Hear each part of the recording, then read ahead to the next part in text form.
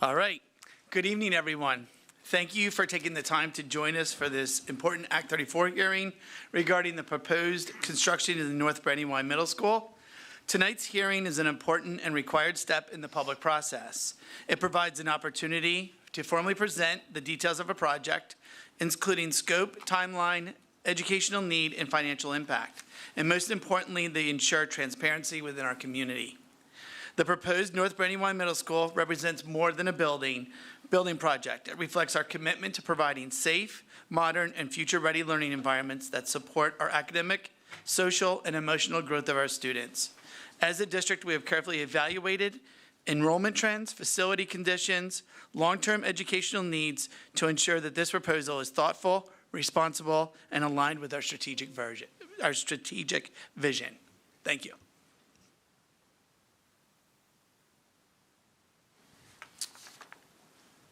Good evening, everyone. My name is Justin Barbetta. I am the solicitor for the Coatesville Area School District. As Dr. Rybarczyk just mentioned, this is an Act 34 hearing. We're going to be hearing from a few folks tonight, Dr. Rybarczyk himself, as well as our partners in the project. This is specifically for the new North Brandywine Middle School. Part of this hearing, or there's two parts here. One is for the community to become or be made aware of exactly how much is going to be spent, or the maximum that's going to be allowed to be spent on the project, as has been previously approved by the board, and then also for the community members if you wish to give public comment. You have the opportunity to speak tonight, and then you'll also have the opportunity for the next 30 days to submit written public comment to Ms. Diefendorfer, who's sitting next to me, or actually next to Dr. Rybarczyk at the end of the table.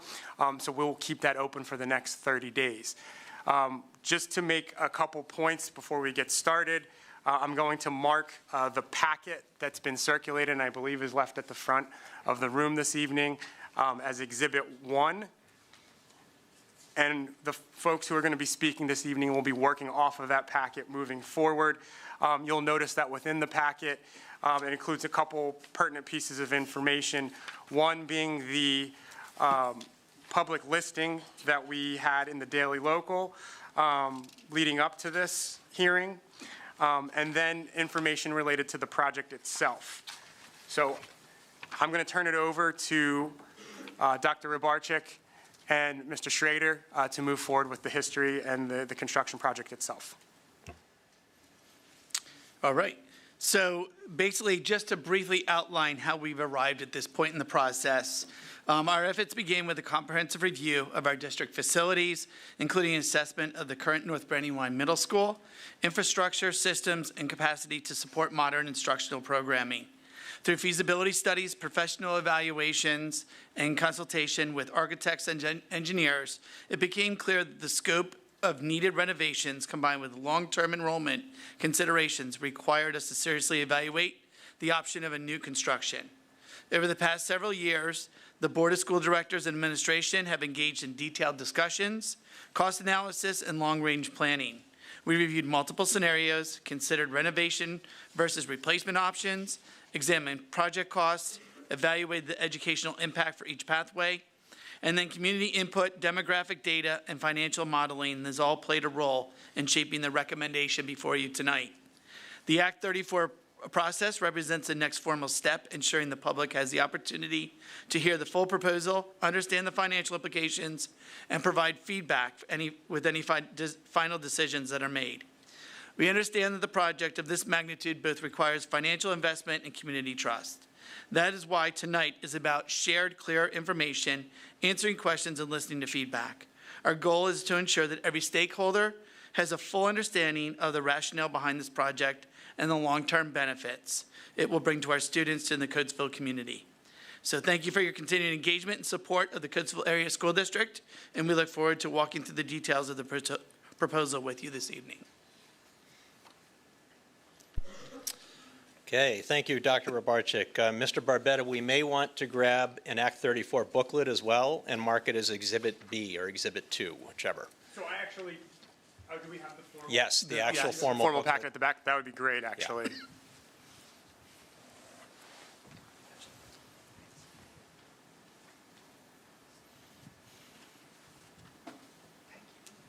Thank you, Mr. Schrader. You're welcome.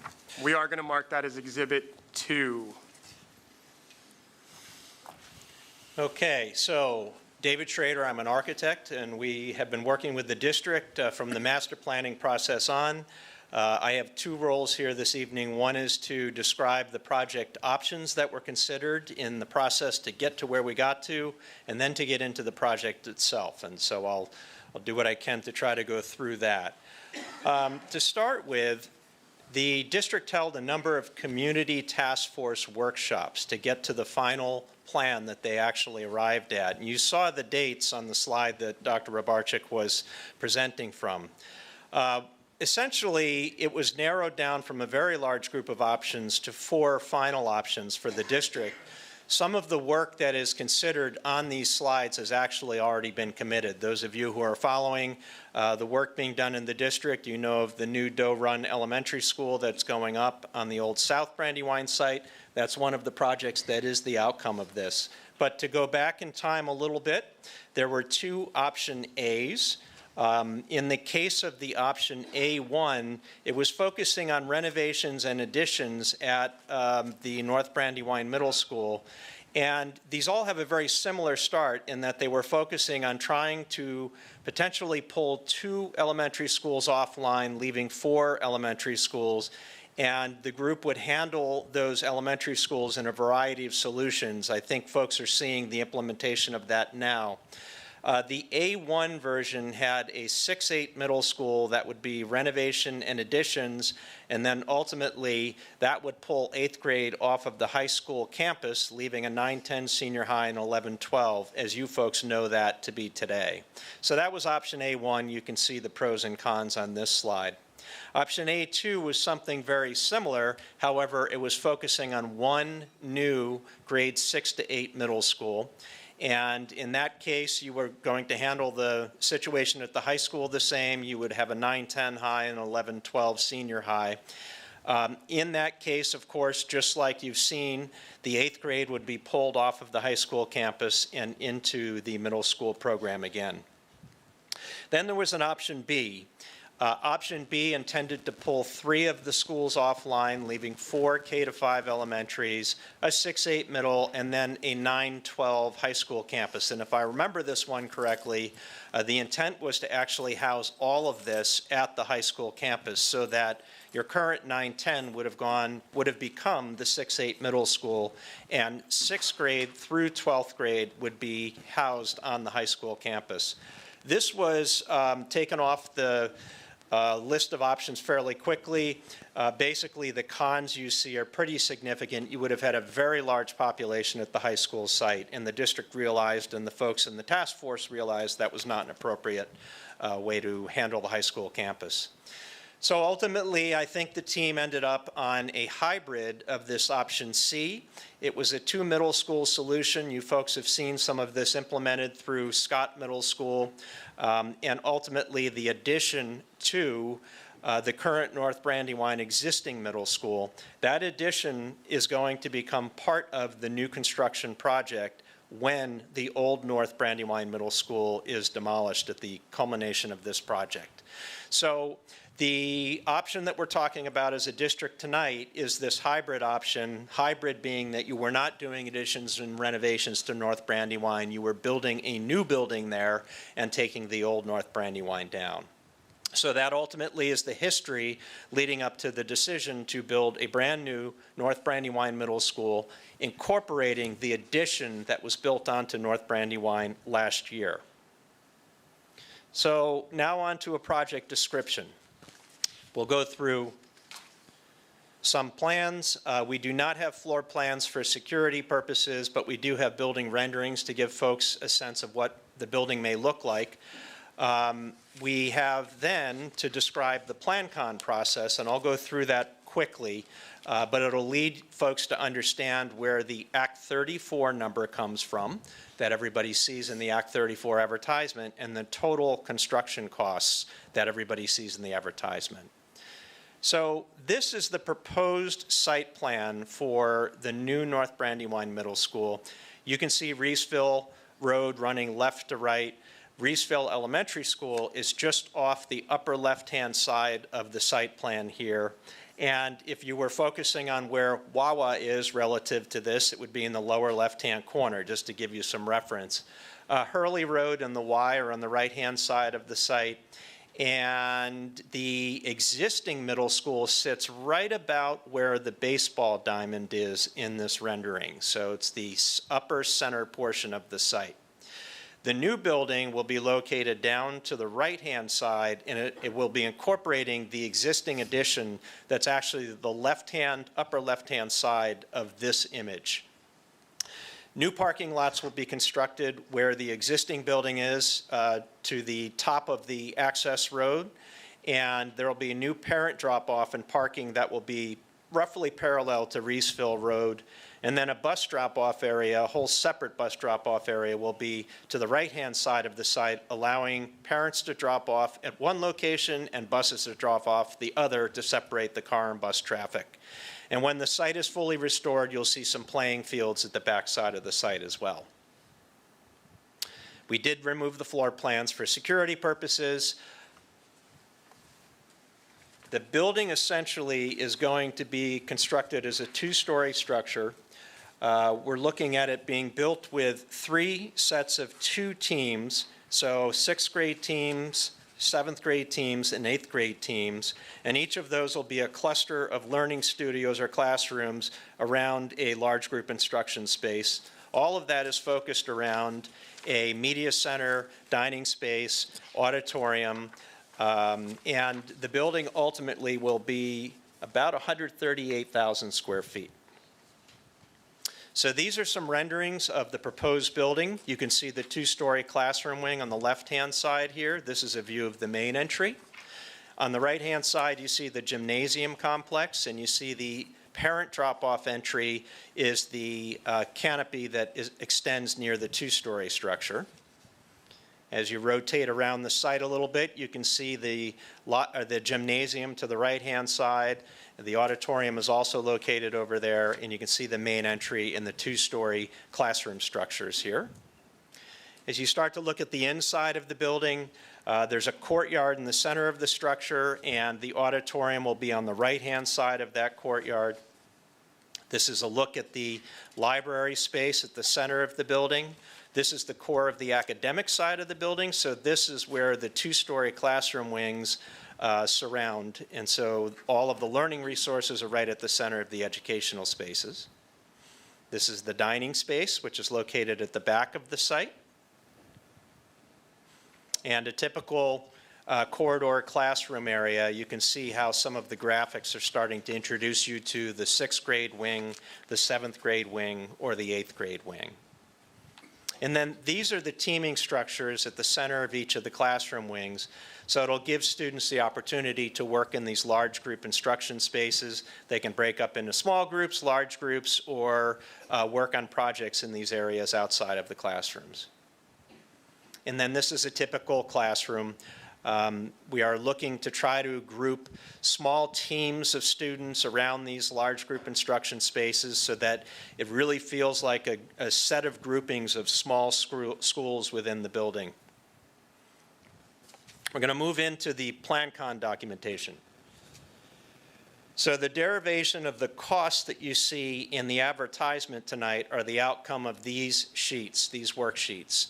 PlanCon refers to the Department of Education's planning and construction process. And back in 1973, the state came up with a series of documents to try to get to the new construction cost of a project versus the total project cost. And so we have to break down all of the costs on all of these worksheets.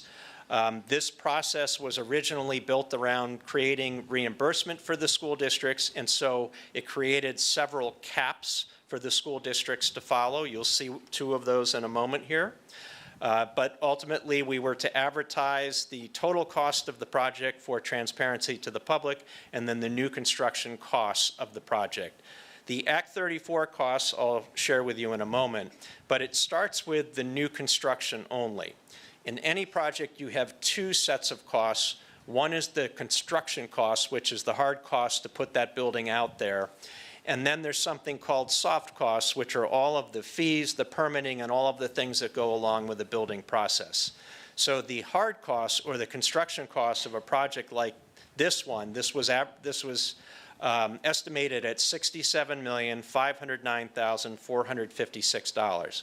Now that's an estimate at this point in time. The project will go out to bid shortly, and at that time, once it's been bid, we'll know the actual numbers.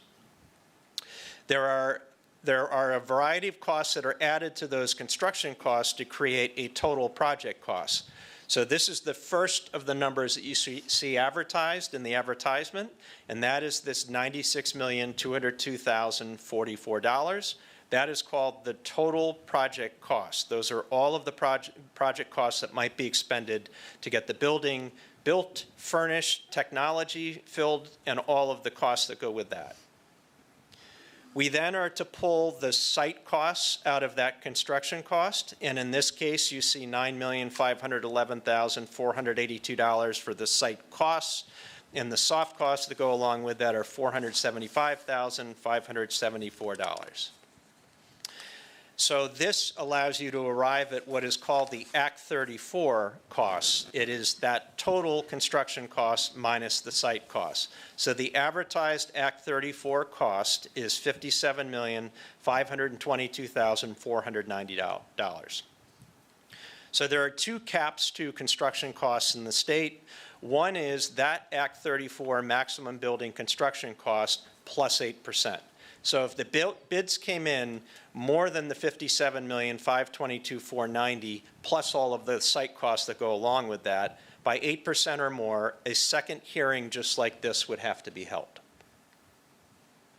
There's one more cap, and that is called the aggregate building expenditure cost, and this is intended to try to equalize the costs across the state to make sure that districts are not spending more than districts across the state for similar projects.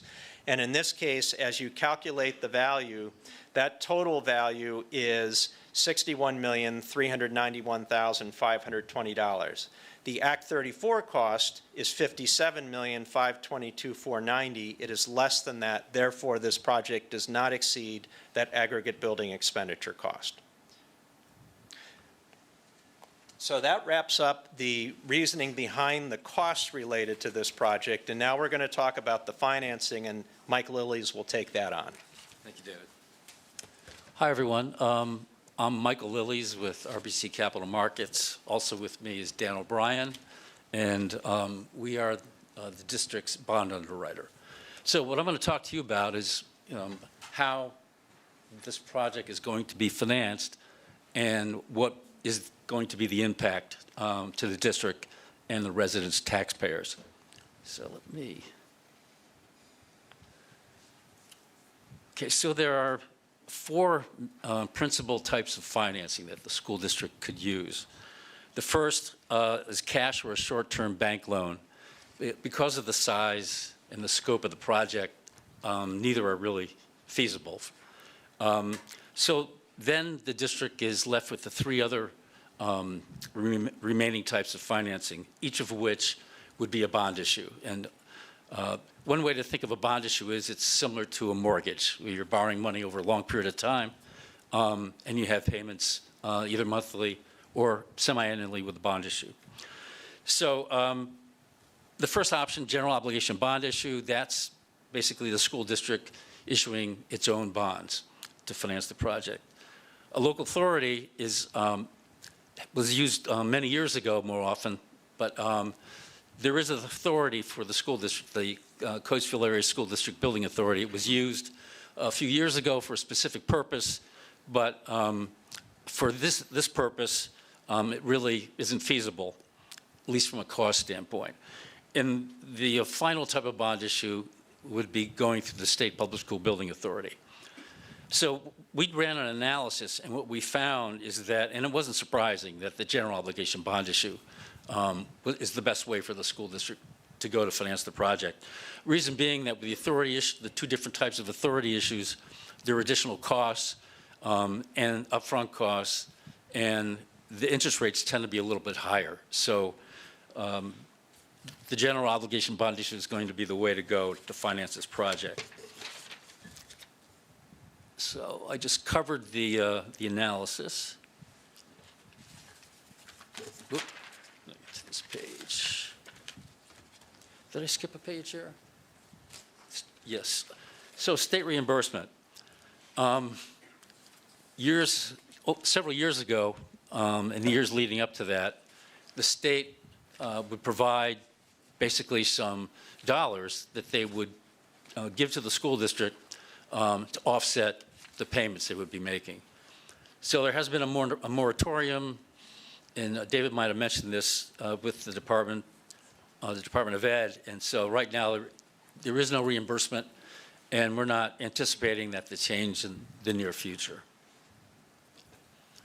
So this was the numerical analysis we ran to determine what would be the most cost-effective method of financing. If you go down to the second to the last line item, size of bond issue, you see where the general obligation bond issue was $90,970,000. And then if you go to the right, the local authority was more expensive at $93,735,000, and so was the State Public School Building Authority issue. And the bottom line shows what we estimated to be the average annual payment for each type of bond issue. And you can see there that because of the smaller size of the bond issue and a little bit lower interest rates, the average annual debt service was estimated to be $8,728,000. So debt service and millage impact. What I'm going to do is I'm going to skip to this table because this is really provides, I think, a little bit more comprehensive information. So starting at the left, the fiscal years, 2027 through 2031, those are the years when the district's going to have to increase their millage in order to pay for this project. And you'll see that the goal was to break each of those increases into approximately equal amount in each year. So going to the next column, that's the estimated annual debt service. And you can see it starts at $374,000 and it increases in steps to 2031 at $4,552,000. And the reason we've cut it off from there, even though this would be a 20-year bond issue, is after 2031 would be the last year of increase to the school district and increasing its millages. Let's skip to the mills required for direct debt. So, yeah, this is what we're estimating to be the impact each year, an increase of 0.57 mils over the 5 years, and after that there would be no more increases. The next column, mills required indirect costs. Indirect costs are basically operational costs, for utilities, for transportation. And right now, the district is not anticipating any increase in indirect costs. However, to be more conservative, you can see in 2030 and 2031, we had a estimated millage of 0.11. That may not occur, but again, that was to be conservative. So this is a picture of the estimated bond issue. It's 20 years in length. And a couple things I wanted to point out is that going from the first column on the left, those are the payment dates.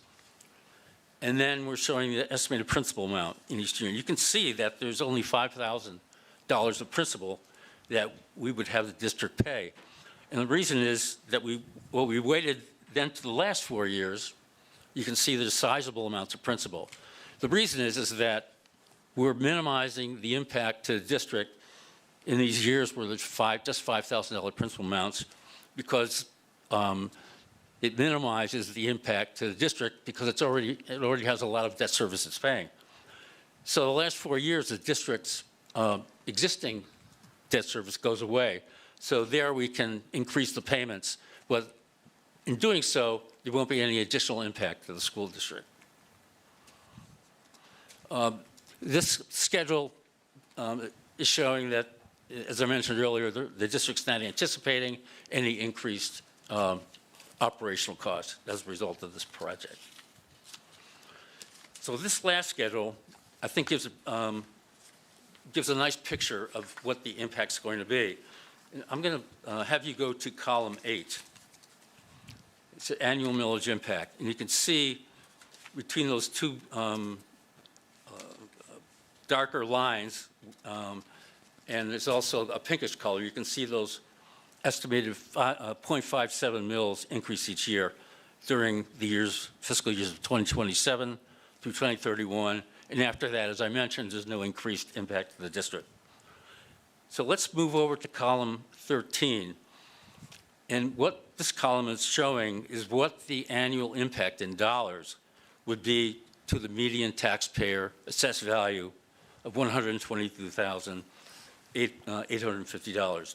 And so let's go down to that area that's shaded in pink, and you can see that we're estimating on an annual basis the increase for this median taxpayer would be just approximately $70 increase each year.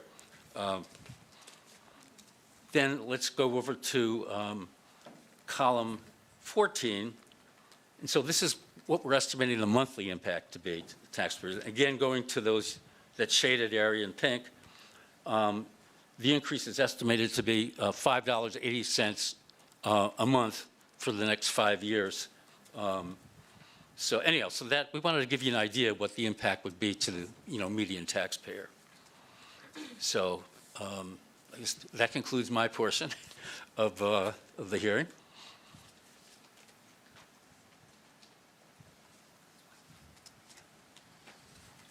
Thanks, Michael. And I think at this point, Justin, we move to public comment. That's correct, Mr. Schrader. We have now reached the time for public comment this evening. There is a sign-in sheet at the back of the room for anybody who wants to comment on anything that's been presented as part of the hearing this evening. Ms. Seindel, do we have anyone signed in? Okay. Well, as we mentioned earlier, this will remain open. This opportunity will remain open for the next 30 days. And so what we would like you to do again is if you want to comment on anything, please feel free to send those comments to Ms. Diefendorfer. We're going to ask that they be submitted by 4:30 or on March 26th of 2026, and that'll be the closing time for receipt of any public comment.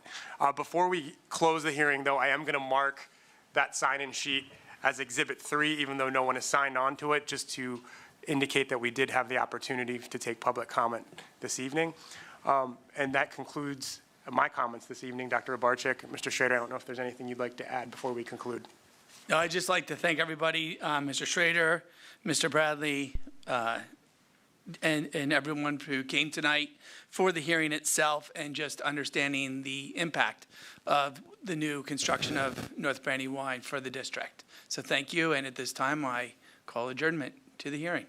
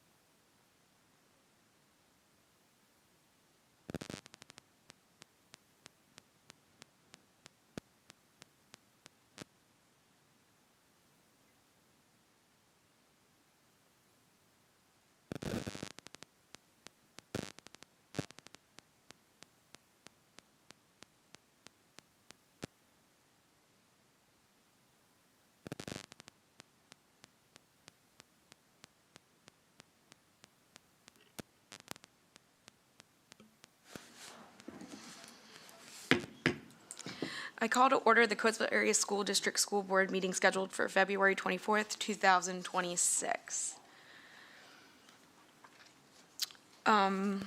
Reading of the mission statement. The mission of the Coatesville Area School District, rich in diversity and committed to excellence, is to create innovative educational experiences which are funded by the taxpayers, supported by the community, delivered by dedicated teachers and administrators to ensure all students will become responsible, contributing global citizens.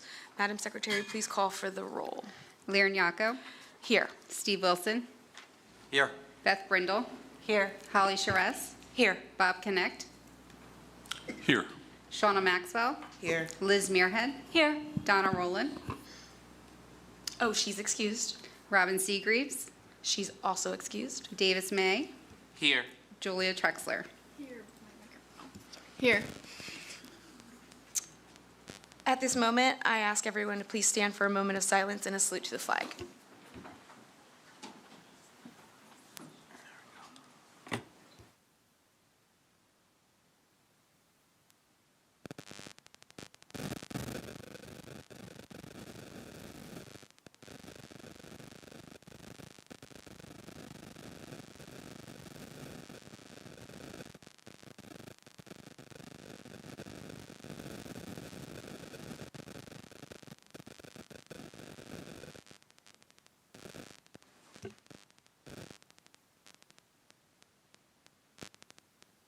To my colleagues, are there any additions, deletions, or modifications to tonight's agenda? Seeing none, we'll move on to public comment. The board has requested all persons making comment on agenda items to list their name, address, telephone number, and motion item on the sheet provided. There is a 3-minute limit per person, time limit per person. The board does not take action or discuss items not appearing on the agenda. The board values public comment and wishes to convey that although the board members cannot discuss items that are not on the agenda, they listen carefully and appreciate and value input from the public. Ms. Lori Shannon Bailey. Good evening. I have a few questions about the contract with the Learning Center Academy. To be transparent, I did seek guidance from the Education Law Center. They have reviewed the PowerPoint and also reviewed the contract, and I have 4 questions of which I would like answers to. I think the public would also find this information valuable. The first question is, with regard to the 30 slots for the TLC program, will all CASD students be enrolled in the Choices Academy at Coatesville? This is the only approved AEDY program at the TLC, and therefore all students must be vetted through the AEDY process.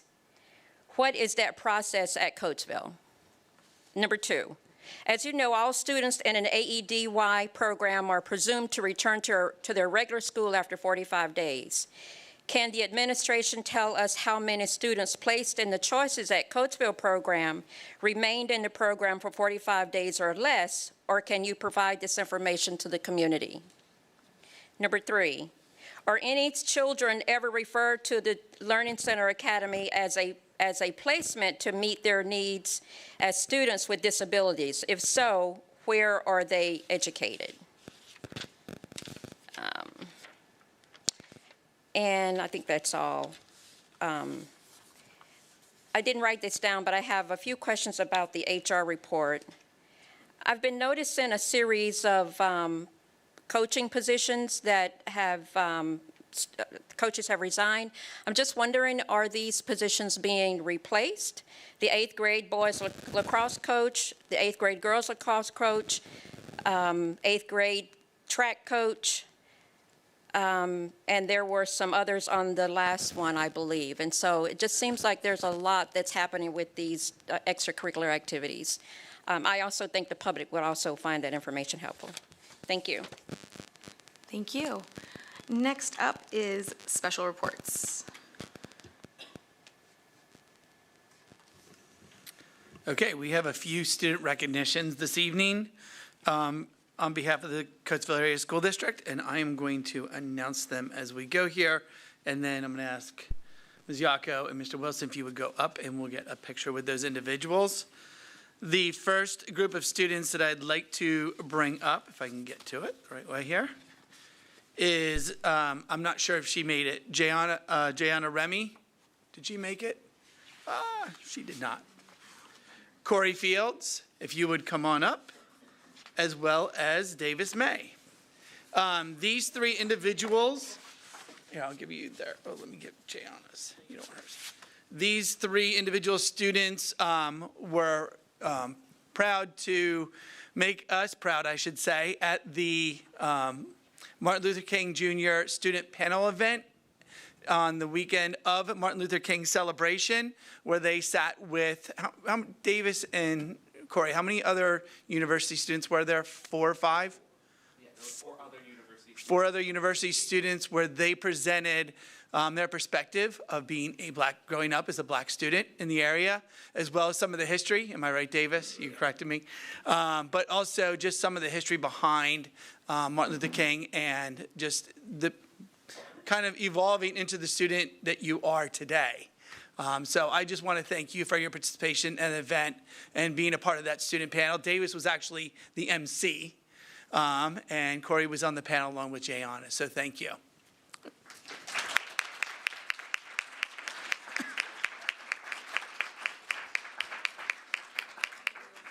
Do we have a resident photographer out there?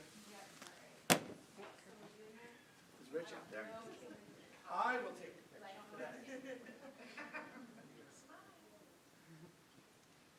can't guarantee it.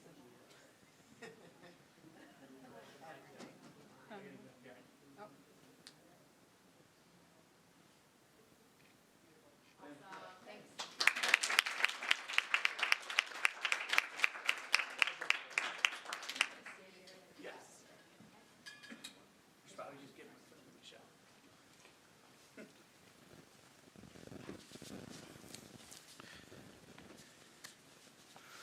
Okay, our next 2 students that we would like to acknowledge are students who participated in the PMEA District 12 Chorus event this winter at Upper Darby High School. I can say I was in attendance along with Rita. Where'd Rita go? Oh, there she is, Rita Tingle-Lewis. And I just can't tell you how phenomenal these students were. Caitlin, you have to share with me how many there were. How many students total? It depended on your voice part for what you tried out for, but in my set, the top 20 from every voice part was there, so 8. So about 80 students. Multiply that by 8. Oh yeah, multiply that by 8. There was a lot. There was a lot of students, but you had to, yeah, it's the music part, right? But you actually had to try out for it, am I correct? It was quite impressive. And any of you who have never been to Upper Darby's fine arts area, music, theater, it is so impressive. It's literally you walk in and all the students are down below, and so it just projects up to you, which was amazing. So I want to bring Caitlin up and also honor Catherine as well for their part in participating in PMEA.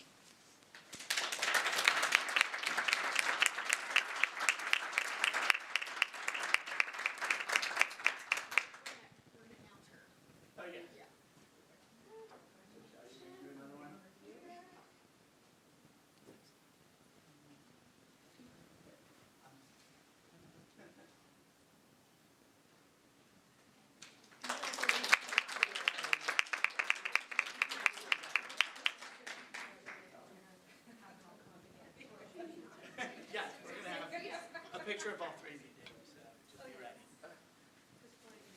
Corey left. Oh, did Corey leave? Oh, he's right there. There he is, okay. Way to hold on to it.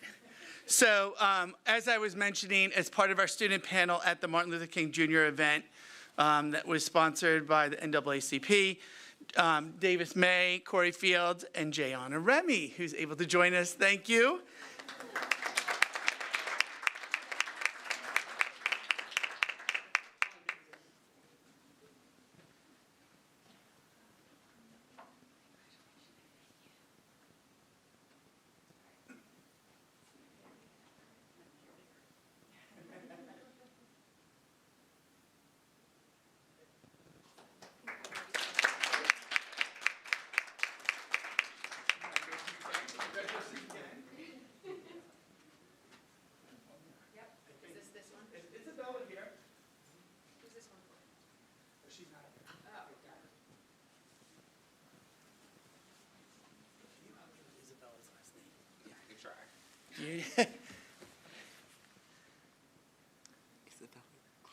You can't either, that's okay.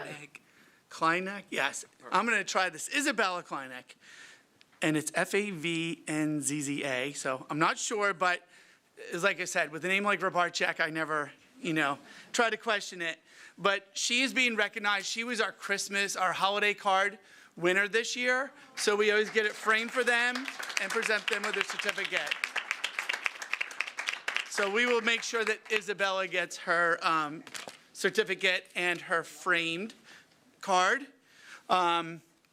So thank you. A lot of great honors tonight. A lot of just amazing talent by our students being in speaker panels, singing. The songs that night were just amazing. So I thank you all. So again, we'll continue each month to celebrate our students as they do phenomenal things in our district, as always.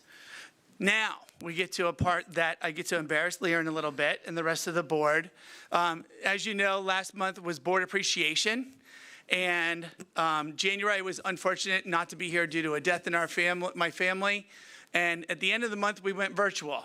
So I was not missing this opportunity to, embarrass the board a little bit and just their thanks for, their efforts and time that they give. It's not a paid position like anyone thinks it might be. But just appreciation for all they do. So what I'm going to do is I'm going to ask the students who are here to speak on behalf of Board Appreciation. If you would make your way over to the podium off to the side there. And any principals that are here to support those students, you're more than welcome to join your students.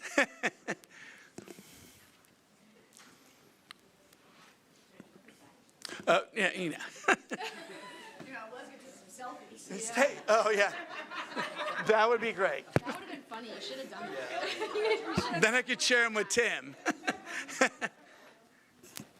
So as you come to the microphone, if you would just please say your name, what school, and what grade you are, and just go ahead and share your appreciation for the school board.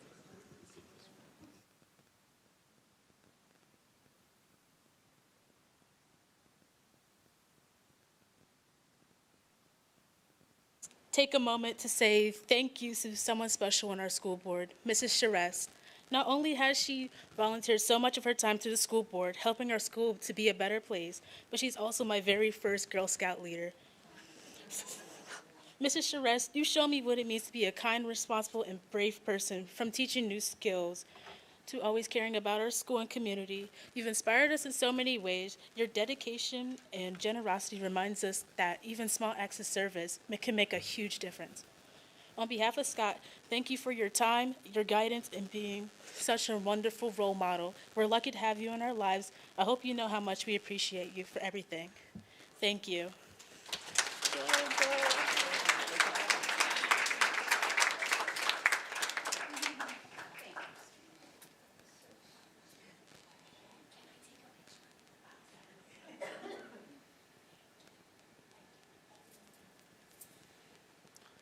My name is Rowan Barlip. I'm here in behalf of the North Brandywine 8th grade, and I would like to thank the school board for showing up to the sports and allowing us to have all these awesome trips.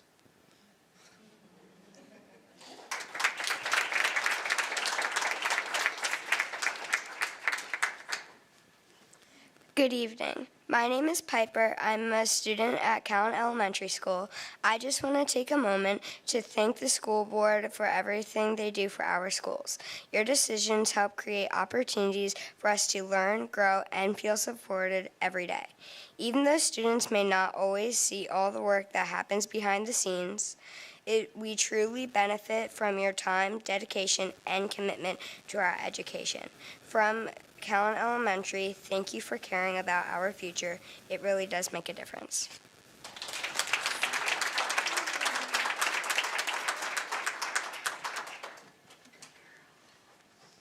Hello, my name is Addie Copeland, and I'm a 5th grader at Rainbow Elementary. I would like to thank you all for the work you do in our district. I know you make important decisions that help our school run smoothly every day.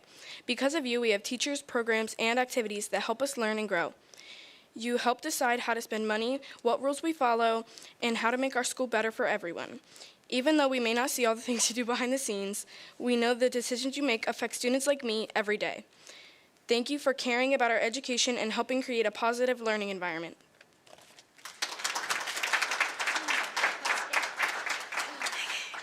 Let me move it down a bit. Wait. Scared. Hi, my name is Sophie Walker, and I am a 5th grader at East Fallowfield. Thank you to the school board for your hard work and for always putting students first. We see the time you volunteer to make our schools better, and we truly appreciate your support. Thank you for helping us reach our full potential.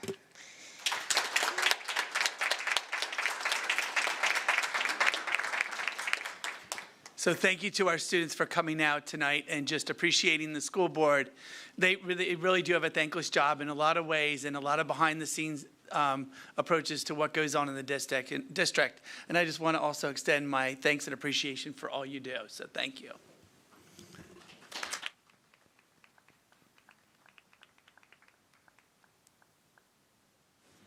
And if the little ones want to go home, you can go home. You don't have to stay the whole time, I promise.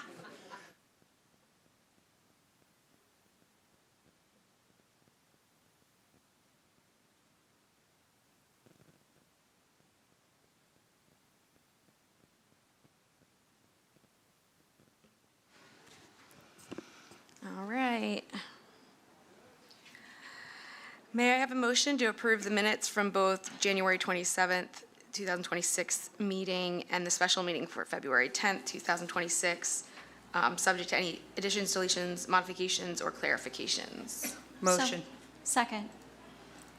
Any questions, comments, or discussion? Madam Secretary, please call for the vote.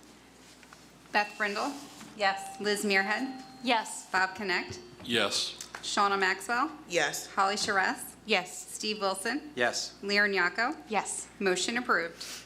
Next up, executive session. Information. Thank you, Madam President. The board met in executive session just prior to this evening's meeting to discuss the following items: confidential personnel matters, matters related to collective bargaining and labor relations, a confidential student matter, and the following litigation items docketed as follows. The matter docketed before the Chester County Court of Common Pleas at 2024-06456-TT. Another item, or another matter docketed in the Chester County Court of Common Pleas at 2025-09248-IR, and a matter docketed with the Third Circuit Court of Appeals at 2026-1176, as well as items that are protected by the attorney-client privilege for which the solicitor was present to provide legal advice. And that concludes this evening's executive session announcement. Thank you. Next up is our student representatives. Good evening. To begin, this is a reminder that various school and local scholarship applications for the class of 2026 will open on Monday, March 2nd. Students are encouraged to review available opportunities and begin preparing their materials as soon as possible. At the beginning of the month, we celebrated National School Counselors Week and recognized our outstanding counselors at Coatesville Area Senior High School. Mrs. Sonia DiPiero, Miss Wendy Lewis, Dr. Megan Murray, and Miss Lynn Stover. Our counselors play a vital role in supporting students' academic success, our social development, and our overall emotional well-being. Their compassion, dedication, and commitment to our school and community make a lasting impact on students, family, and staff, and we are truly grateful for all that they do. Additionally, on February 10th, students in Mr. Tassoni's Historic Research and Preservation course at Cash participated in the school's National History Day competition. National History Day is a nationwide academic program that promotes critical thinking and research skills through student-selected historical topics aligned to an annual theme. This year's theme is Revolution, Reaction, and Reform in History. 34 students presented original exhibits, documentaries, and websites. 16 students will advance to the Region 10 competition at the Chester County History Center on March 26th, where they will compete against students from Chester and Delaware counties. Students in the Fine Arts Department at Coatesville Area Senior High School will travel to Europe from June 30th to July 8th this summer. In preparation, Mrs. Tingle-Lewis attended an international tour of training in Berlin from February 12th to the 16th, where she collaborated with PA educators also planning student trips abroad. Thank you so much to Mrs. Tingle-Lewis for her dedication and for giving students the opportunity of a lifetime. Moving on, over 15 students attended an informational session with the U.S. Department of Veteran Affairs about nursing career opportunities. Representatives shared details about a program that provides a full college tuition, a monthly stipend, and financial assistance for textbooks in exchange for service after graduation. Interested seniors who were unable to attend are encouraged to connect with the College and Career Center to learn more about this opportunity to earn a nursing degree at no cost. Over this Valentine's Day weekend, our local First Tech Challenge teams, the Raiderbots, hosted the Red Raider Qualifier at the senior high school campus. This marks one of the biggest qualifiers for the Raiderbots, as they had the opportunity to host over 70 teams and 500 students from all over the state. Teams 294 Raiderbots squared and 27132 Raiderbots cubed won all 5 qualifier matches and advanced to the state competition. Team 27132 has made history, marking the first team to have ever achieved the Reach Award and the Innovate Award, not just once but twice in a single season. The teams will be competing March 14th and 15th in the PA State Championship. And on February 5th, the Coatesville Area Intermediate High School hosted their annual Black History Month Assembly, and for the first time, opened it up to the public in the evening. The assemblies recognized Black historical figures, featured performances from the students and from staff, and prompted Black excellence in both schools and the community. Students demonstrated tremendous talent and thoughtfulness through their music, their spoken words, and reflective presentations. The assembly not only celebrated Black excellence and achievement, but also provided an opportunity for learning, unity, and appreciation across our school community. Moving on, Coatesville Area Senior High School concluded its America 250 Spirit Week with an educational assembly featuring Rose Fennell of Valley Forge National Historical Park and reenactor Noah Lewis. Speakers encouraged students to reflect on the meaning of independence, highlighting the contributions of African American soldiers and the importance of diversity in American history. 2 of our swim team members had advanced to the PIAA District 1 diving tournament on February 20th at North Penn. Congratulations to Zoe Moles and Cadence Chidester for this amazing achievement. Amazing job to both of the students and Coach Kevin Ruth. Finally, CASH gratefully recognizes Mrs. Robin Seagreaves for her exceptional commitment and service to our school district. Her dedication to students' success, advocacy for our schools, and genuine care for our community have been deeply valued. We thank you for her leadership, partnership, and the positive difference she continues to make. With that, we would like to thank Mrs. Seagreaves. Let Mrs. Seagreaves know that she is a valuable piece in our puzzle. Thank you for serving our district. And with that, that concludes the student representative report.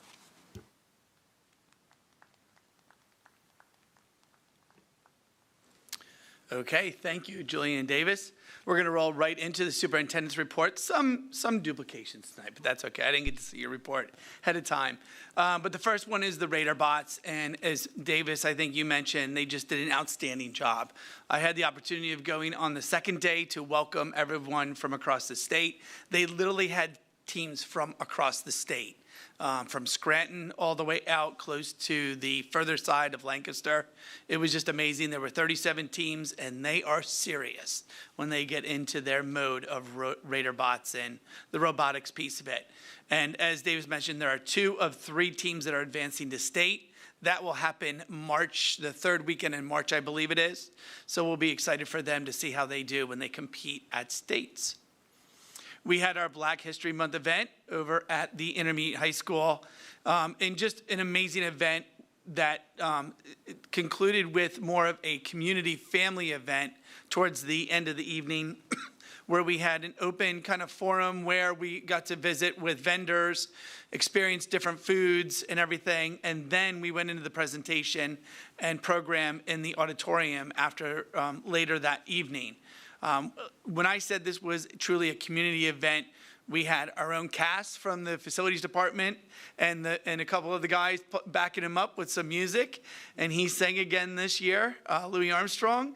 and also the NAACP. We had our own Ms. Dawn Matter, who helped to organize the event with the students and the other community members. It was really a great evening of learning, culture, and connection for sure. Our boys basketball team, as you know, currently playing right now. I have no messages yet, so I have no idea what the score is, and I'm a little frustrated. But they, are moving on. This is their third game tonight. They beat Chester in the first game pretty prominently, and then they had a tough matchup against Abington, but in the end, in overtime, came out with the win. So they are playing at Methacton tonight. So if anyone gets an update on that score, please let me know. He's talking to you. He's talking to you. I just want to bring your attention, if you go onto our website, first of all, you're going to be noticing changes to our website. We're trying to make it a little bit more aesthetically pleasing to everybody, as well as adding some features that we know people would want to go to. And one of those things that Mr. Brian Davis and team and Ms. Matter and everyone really as a whole cabinet and administration has been working on is We Choose Coatesville, building the future for student success. This is what the picture you will come to in the front of the website. And if you click on it, it'll take you to the Choose website, a little advertisement where we will be continuing to grow that piece of the website with testimonials from different students who have come back to Coatesville or just why they chose Coatesville overall, some pictures of different events happening out there in the community. But we really just want to highlight why students are here and the success they bring to our schools. Then we have our monthly dough run update. As you can see, even with the cold weather, the building is progressing along nicely. A lot of inside work being done, drywall, pipes. There's actually stone going up in the one lobby area that will be a highlighted feature as you walk into the school with the vaulted ceilings. So we're really excited about the progress that we are continuing to make, and we're hoping the snow is over.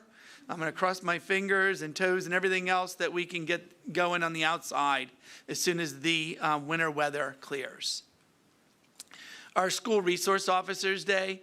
As you know, we have really three really dedicated and committed school resource officers who just give their heart and soul to this district every day.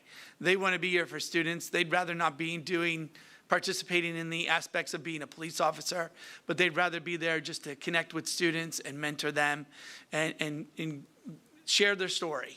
They have so much to give, and we're appreciative of the work they do on a daily basis, along with our security guards as well. They're just as committed, and it's a great team, and thanks to Mr. McLeod for his guidance and making sure that we have a safe and secure campus.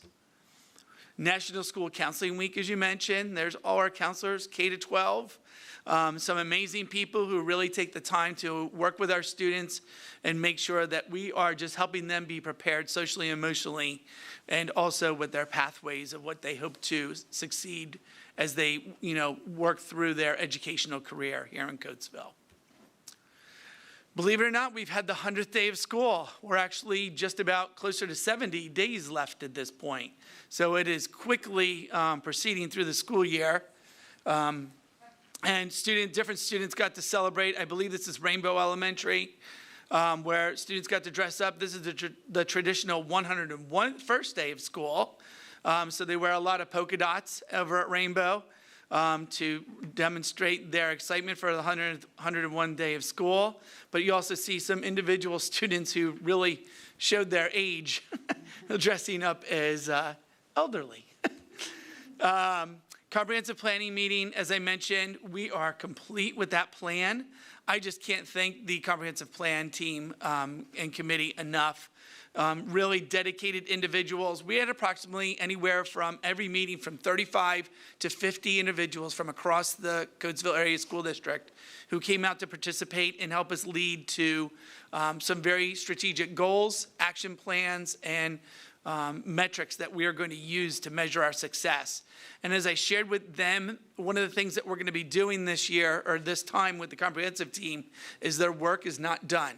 They will be participating in the next 3 years by checking in at least twice a year as a team to come together to make sure that we are doing our job of following through on the comprehensive plan and meeting our goals and objectives. It was a second signing day for a number of our students at the high school who are committed to various college and universities or other institutions where they will be continuing their activity in sports. We are extremely proud of them. It's just amazing to see the talent coming through our doors here at Coatesville. And these students will proudly take that and continue that pride into their college and university years. And then, of course, happy Board Appreciation Month. Again, thank you for all you do. I know you love the pictures, right? But thank you for all you do and appreciate the hard work that you put into making sure our schools run efficiently and effectively. So thank you. Our next couple of dates we have here, let me just check here, next date page. March 10th are the committee meetings here in the Coatesville Area School District Learning Center. And then March 24th will be our regular school board meeting, again here in the Learning Center. Great, thank you. We're moving on to adoption of consent agenda. Committee meeting action items considered routine will be enacted under one motion unless removed for separate action upon board request. The purpose of the consolidated motion is to expedite governing board action on all consent items, which are not held for discussion. Items that have been held for discussion by the governing board will be enacted upon at the time the item is discussed. I am going to pull under finance, financial statements, and human resources. Under education, which, Steve, can you fill in? Oh, okay. If I have to do it, I'll do it. C, because I didn't see that on our committee, but I could have been missing. For education, letter C. No, that's operations. I'm pulling that, I think. Oh, no, yes, no, you're right. I apologize. Those two things. And then I think it was, I'm pulling C and D. Yep. And then for operations, I didn't see the borough construction for Doe Run. That's correct. Oh, good. I spotted that correctly. So I'm pulling that one. I have nothing for policy. To my colleagues, is there anything else from the consent agenda that you'd like to remove tonight? I recommend we remove letter H, the TLC Leadership Academy and School Climate Support Proposal to provide an opportunity to respond to some of the questions raised earlier. You got it. Thank you. You got that right? Because I didn't write that down. Letter H. Okay, thank letter you. H Thank under you, education. Madam Yep. Secretary. And that's it. Okay. Anybody else want to pull anything from their agenda? Okay. Awesome.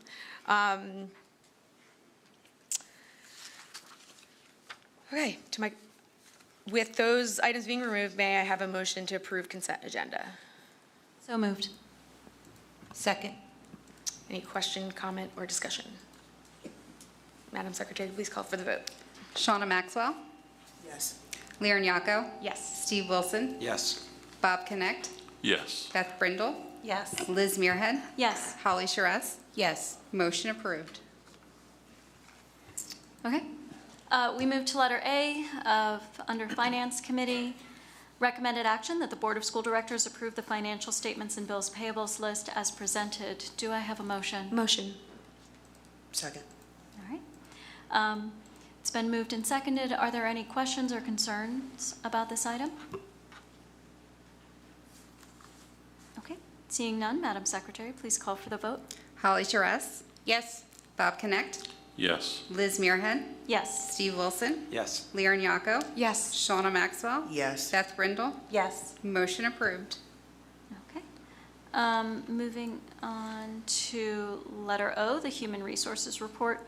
Recommended action that the Board of School Directors approve the resignations, appointments, new positions, leaves of absence, transfers, changes of status, and corrections as presented. Do I have a motion? Motion. Second. Okay. Just a question for the extra duty position resignations.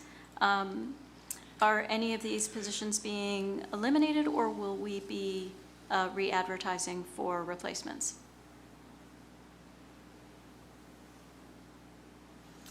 Give me 1 second. I'm just trying to look at what you're Yep, looking it was at. an 8th grade track coach, 8th grade girls lacrosse coach, and 8th grade boys lacrosse coach. So, no, those need to be replaced Okay. in order to continue those programs. So we plan to advertise and fill those Yes, positions. and I just want to state, middle school coaching positions, there is a high turnover rate Yeah. in those type of positions. It's not like you're competing at the high school level where it gets a little bit more intense, I will say, but this is more building the foundation for those programs so they are successful. Oh, Mr. Andrew. Okay, fine. Yeah. All right, thank you. Any other questions or comments? Okay, seeing none, call for the vote. Bob Connect, Yes. Steve Wilson, Yes. Liz Muirhead, Yes. Shauna Maxwell, Yes. Holly Charess, Yes. Beth Brindle, Yes. Leon Yako. Yes. Motion approved.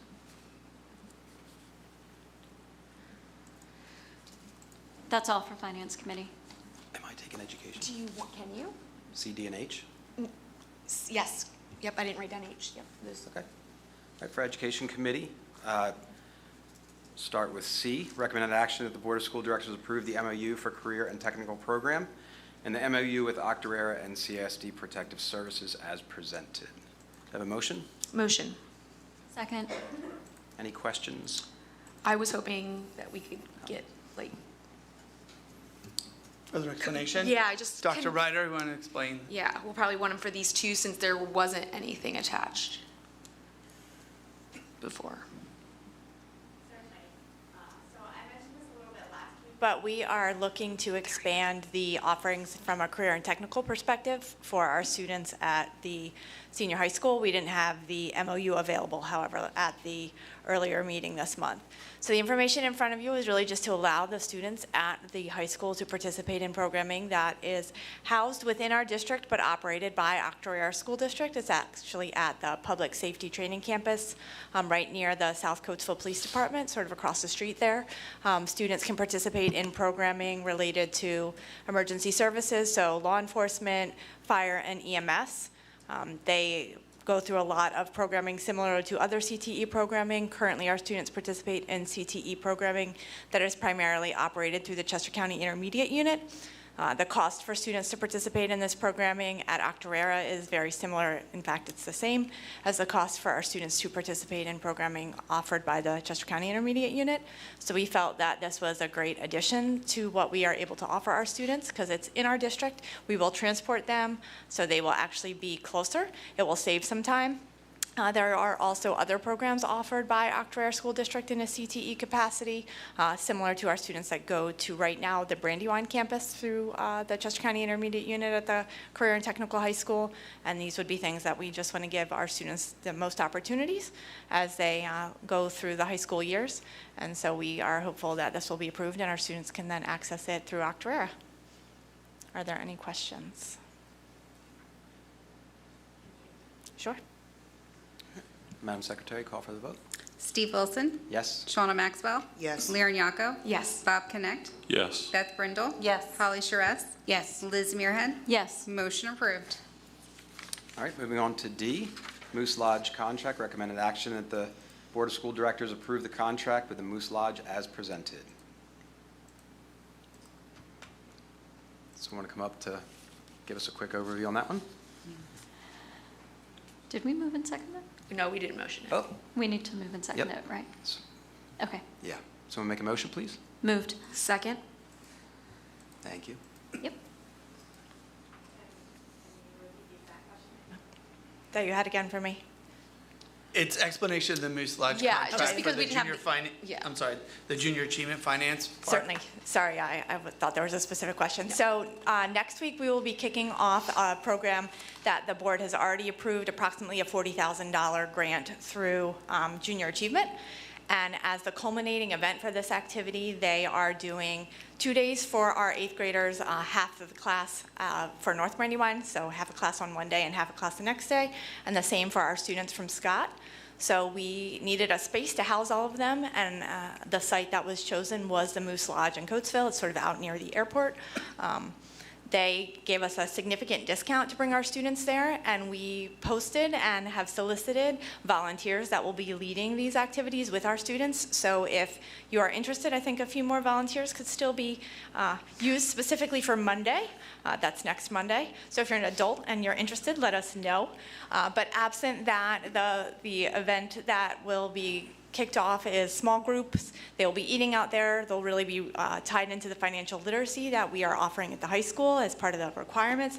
So this is just a component of that, and really the item in front of you is to allow the students to be in that space, which is off-site as a field trip, and really exciting for our students to have that opportunity. And can I just clarify, this is the only part that we're paying for? Correct.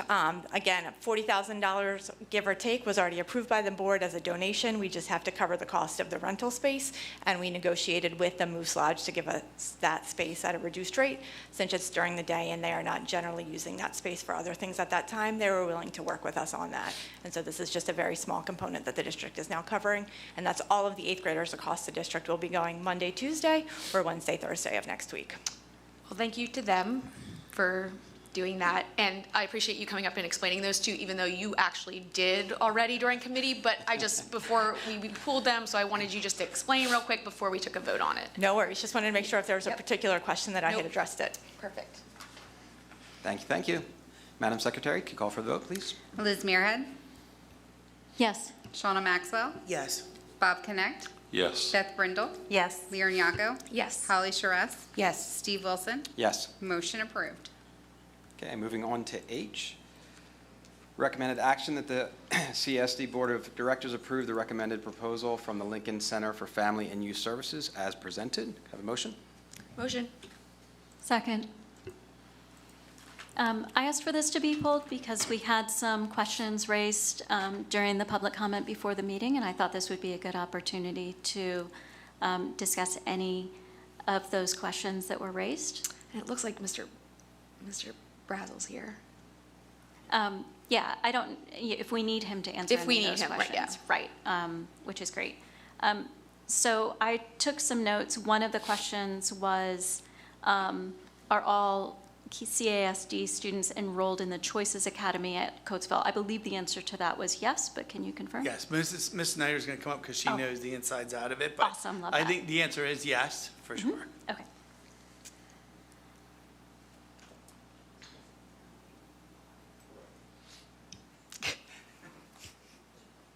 Yes. It's not on. There we go. First day with my, new presentation. Crazy. Anyway, yes, that is correct. Choices, our students are enrolled in Choices, which is not AEDY. Great. And then I think the second question was, do they go through an evaluation process as part of that? It looked like from the proposal we received that the answer to that is also yes. They go through an enrollment screening process and an orientation, not a disabilities evaluation. Yes. Got it. Okay.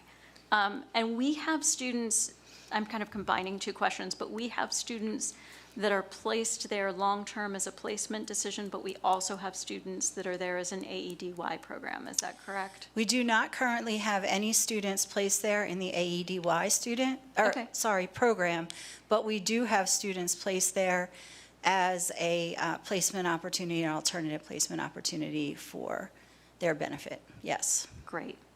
Thank you. I feel like that covers the questions that I heard. I don't know if anyone else has any other questions. Other questions? All right, thank you. Thank you. You're welcome. Madam Secretary, call for the vote, please. Lior Nyako, Yes. Holly Charess, Yes. Shauna Maxwell, Yes. Steve Wilson, Yes. Beth Brindle, Yes. Liz Muirhead, Yes. Bob Connect. Yes. Motion approved. That concludes education. Thank you. And Liren, which item was it for operations? It was L, Thank you. I lost track for a minute. Borough Construction, Thank you. Trying to get back here. is a change order. My computer No, picked this mine was doing moment it to- originally. yeah. Actually, well, I've got it. okay, you're good? Yes, All right. yeah, thank you. All right, recommended, so this is letter L from the operations agenda, Borough Construction for Dill Run Elementary.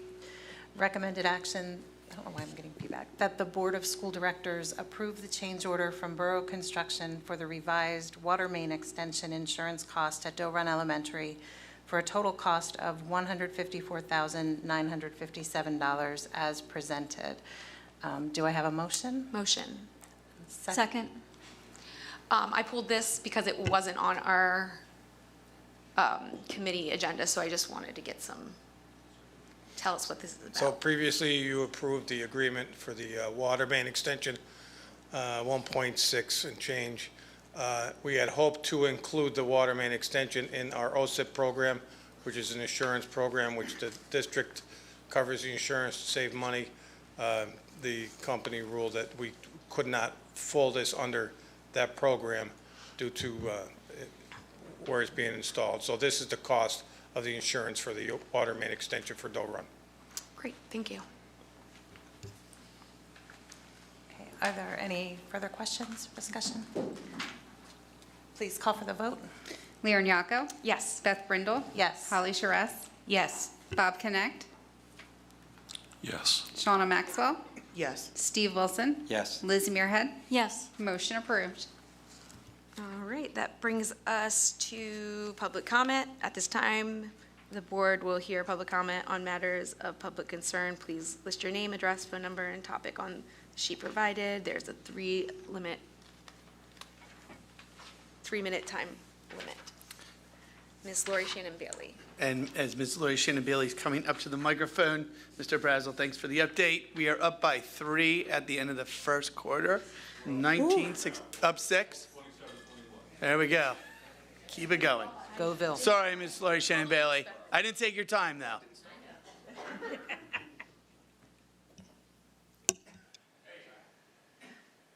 Thanks. So hopefully we'll win the game tonight, so. I just have a few questions about the charter school tuition. Penwood charter, cyber charter, $90,000. PA cyber charter, $65,000. PA leadership charter school, $135,000. Reach cyber charter school, $56,000. So my question is, are we reimbursed for charter school tuition? I think we are. So that's the question there.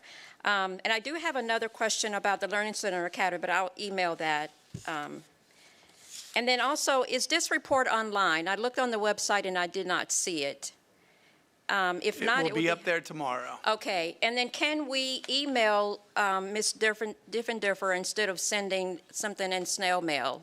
It didn't give an option for email. It only gave the address for the district. The intention, Ms. Shannon Bailey, is to actually email her. Okay, So okay, I'm great. sorry if I was unclear about that. No, but it didn't have her email address up there, unless I'm mistaken. It only had the district's address, so. Fair point. So no problem. I'm not complaining. I just want to be clear that we can't. We'll add it before it's posted. Okay. Thank you. You don't have to. I'm just wanted to be clear. Thanks. Thank you. To my colleagues, is there any informational items this evening? Can I share one? Please. I have to, or otherwise I'm going to go home and I'm going to get yelled at. But I just wanted to share that the Coatesville Intermediate High School Drama Club is going to be performing The Wizard of Oz. That will take place on Friday, February 27th, and Saturday, February 28th. Showtime is at 7 p.m. And I believe they will, you can purchase tickets at the door, or if you want to go on the Hometown app, you can buy your tickets there. They are currently not there yet. I believe either tomorrow or Thursday. They should be available for purchase on Hometown. So come on out and have a good time going to Oz. So, thank you. Ms. Charest, I don't know if you heard, but there's going to be some special cameos in that production as well. I did. So I did we're hear. gonna have to look out for those. Oh, yes, yes. Look out for those cameos. Definitely. Thank you. Thank you. Is there anybody else? You guys can fight over the mic. Go ahead. It's on. I just wanted to brief comments about my first intermediate unit board meeting the other night. And the one thing that stood out for me as being a representative of Coatesville was that The presentation that evening was about the barbering program that the IU is expanding, and I guess the chief instructor of the program is a gentleman named Drew Givler, who is if I had to guess, a 91 graduate. I know he's a little older than me, of Coatesville, and I believe he still runs a business in the community. And then they gave a lot of praise to, I'm hoping I'm getting there's sisters, and I think it's Megan Scott, who works for the Intermediate Union, who is a Coatesville graduate, and she put on their fundraiser for the United Way, which was very successful and held at the West End Fire Company in Coatesville. So I thought that was cool.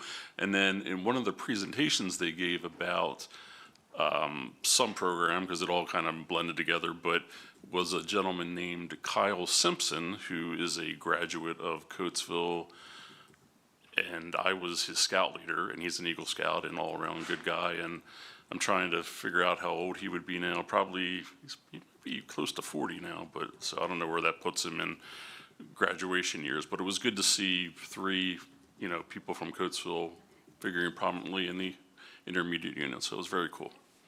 Thank you. Wow, what an awesome update. I just wanted to respond to the question raised by Ms. Shannon Bailey about charter school reimbursement. Initially, when charter schools when the charter school law was was created in Pennsylvania, there was a level of reimbursement that districts received for charter school tuition. That reimbursement was reduced over time, and it was completely eliminated in 2011. So the district bears the full cost for charter school tuition. There are some reimbursements that the district receives for components of some of our transportation costs, which also applies to our transportation for charter school students, but largely the tuition that we pay but the tuition that we pay to charter schools is not subject to any state reimbursement. Thank you for that. You are welcome. Anyone else? One last Real update. quick. Sorry, Steve, you got a lot of informationals tonight. No, 32, I'll be real quick. 25 at the half. Now it's you. I just want to say, for those of you who don't know, I was an art teacher back in the mid-'90s, and this is phenomenal. This handmade book with all the pictures in it. So I know on behalf of, I think, all of us, just thank you for the students, the teachers, the guidance counselors, everyone that put time into these works of art that are in our hands. This is going to go home to my coffee table. So just appreciate all the time put into this. This is pretty amazing. Thank you. I think you're up. Oh, you didn't have something to say? Oh, I shared it. Oh, you shared it? Real quick. I missed that. 32-25 us at the half. Okay. This is Wow, all we're doing important better than stuff. we did last time. Oh my gosh, that last game was a nail biter. Holy crap, I had anxiety. Ooh. Anyway, yeah. All right, I think we're done. May I have a motion for adjournment? So moved. Need a second. This meeting is adjourned. Thank